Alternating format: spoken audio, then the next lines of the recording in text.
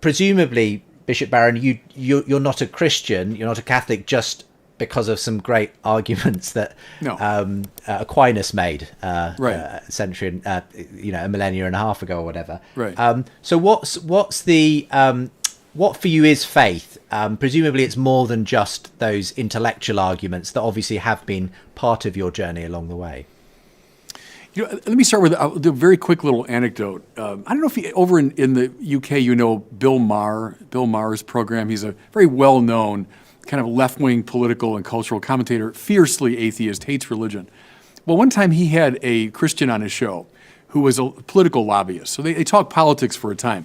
But then he said to him, "Now you're a man of faith." And he said, "Yes.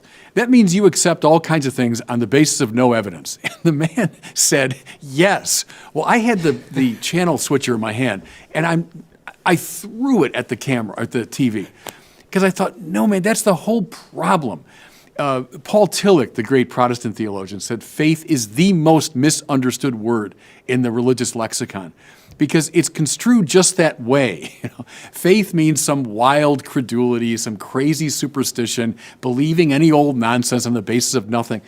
That's not what faith is in our great people. That's not what faith is in Thomas Aquinas or Anselm or Augustine or any of the great figures. To put it simply, faith is never infra-rational. So superstition, gullibility, accepting any old nonsense, that's all infra-rational. I'm against that. The church is against that. It's superstitious nonsense. Faith, authentically construed, is always supra-rational. It's a surrender at the far side of reason. I think that the best analogy to it is in our coming to know a person. Right? So I'm meeting both of you, at least virtually now for the first time. I watched videos of you.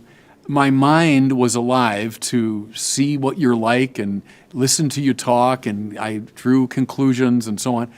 I hope someday I can meet you in person. I'll have an even more thorough knowledge of you. My mind will be fully engaged around that. But I mean, let's suppose we continued to get to know each other and we developed into real friends.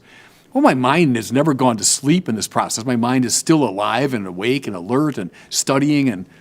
But at some point in that friendship, you would reveal something to me that I could never have learned through my own reason by reading about you or even talking to you or talking to others about you.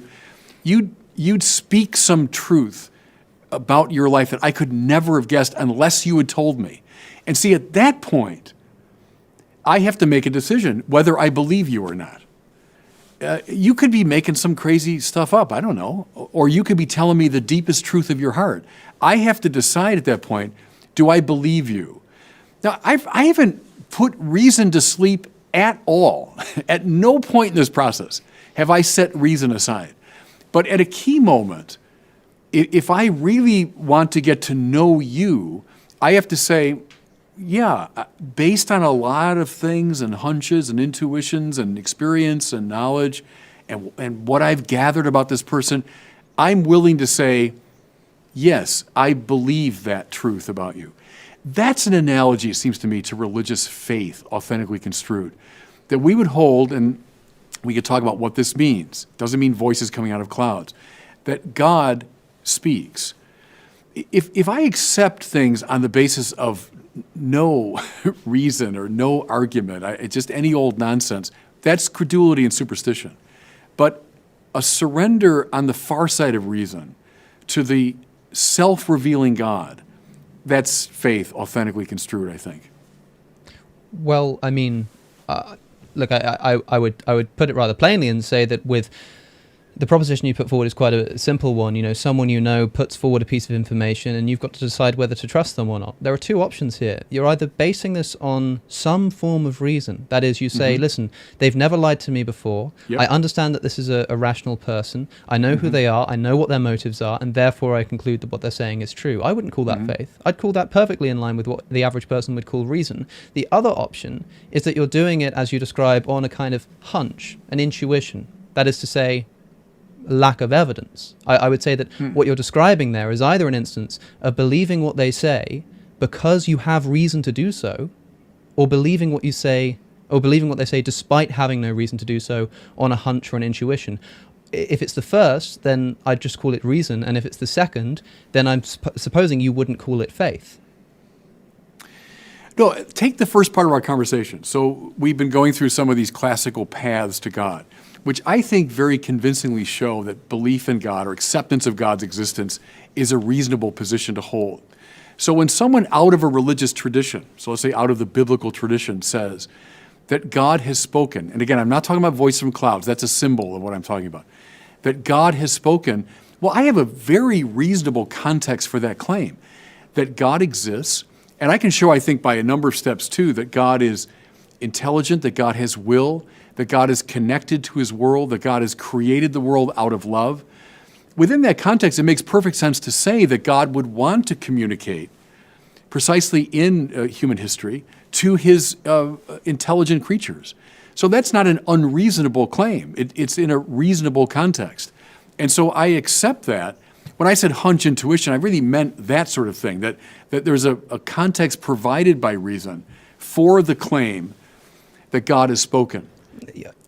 I think what you're making is a distinction without difference here. You say that faith needs to be distinct from reason, otherwise there's no point in having the term, right? We're talking about something that's distinct from the average kind of, here's a reason for believing something, so I believe it. And you've said, well, no, it's not that I kind of use reason to come to this conclusion, I just have a context of reason from which I arrive at this belief, is I think the terminology you used. I'm failing to see the distinction here. In other words, the question is quite simple. It's like, when it comes to something, some proposition which you would say you need faith to believe, whether that be a religious claim or a claim that a person you've met is making, you either have sufficient reason to believe what they're saying, in which case you're relying on reason, or you don't, in which case, sure, you're relying on faith, but then faith would entail a lack of sufficient reason. I feel like those are the only two options available to you. No, but I think we're probably just using terms in somewhat different senses, because I think when that person speaks her heart to you, your reason is not in control. Your reason has prepared the way. Your reason provides a certain condition for the possibility. But accepting what she says, that has to be an act of real belief that goes beyond your capacity to control. See, one of the marks seems to me that differentiates a philosopher approaching God and one of the great biblical figures. Philosophers are always, for the most part, in control of the situation. They're proposing the premises, they're analyzing, they're proposing arguments, drawing conclusions. They're in the driver's seat epistemologically. The great biblical figures, you don't find anything like an argument for God's existence in the Bible, which is very interesting because they're very much in the passive voice. They've been addressed. They've been spoken to, Isaiah's vision in the temple. That's a symbol of what it's like to be addressed by God. So it's not repugnant to reason. In fact, reason provides a context for that. But it goes beyond it. It's something that reason can't control on its own.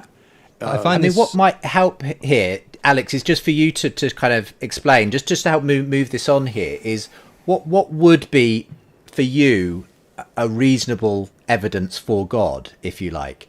And if that were presented to you, would you still say, well, I'm not believing by faith at this point, I'm simply believing by reason in God? What would that sort of a reason have to look like? Yeah, well, see, I'm not sure exactly. Well, I know what the reason would kind of look like, which is some form of sound, valid argument in favor of God's existence. If the ontological argument is sound, then the conclusion of the ontological argument is true. It's as simple as it gets. Now, I find this interesting because, I mean, it's actually fairly recently that this analytic style of philosophical thinking has been applied to religion, and traditional systematic theologians were, at least originally, quite hostile to the introduction of analytic philosophy to doing theology. And they say that the reason that this is because, religion requires narrative, it requires poetry, it requires this kind of faith-based thinking that analytic philosophy, reason alone can't really grasp at. This I find to be telling, right? We have someone coming along and saying, listen, I am going to accept what can be reasonably shown to be the case, and systematic theology essentially rejecting it on the basis of it not being able to properly handle the content of their beliefs. I find it incredibly telling that when we try to apply this kind of analytic style of thinking to theological thought, the response is never to try and show why actually, we can provide an analysis which shows that this is in keeping with our reasonable logical thinking, but rather to say that actually, the methodology is inappropriate to use in this case, and we should be using this vague concept of faith instead, which I still haven't heard precisely defined from Bishop Barron, which would be quite helpful actually if rather than kind of talking around the subject as I think we've been doing here. I think it would be helpful to the listener and to me if we could have a sentence perhaps that sums up what faith is as a dictionary theological definition. Faith is a response to the revealing God. Give us that again, Bishop Barron. Faith is a response to the revealing God, the response of the whole self in the presence of the God who reveals himself.